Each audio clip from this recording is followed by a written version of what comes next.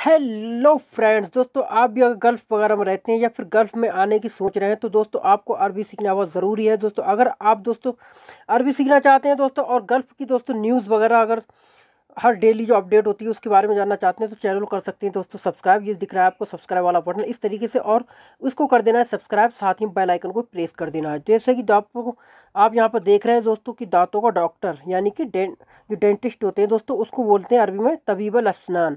तबीब अल असनान या फिर डॉक्टर अल असनान। डॉक्टर नहीं बोलना, डाको काकरे बोलना है, डॉक्टर अल असनान।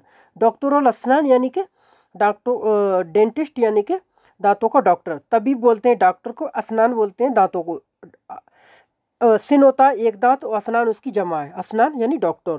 तो तबीब अल असनान, तबीब अल असनान या डॉक्टर अल असनान। और यहाँ पर हड्डियों का डॉक्टर तो बोलोगे तबीब अल इज़्ज़ाम।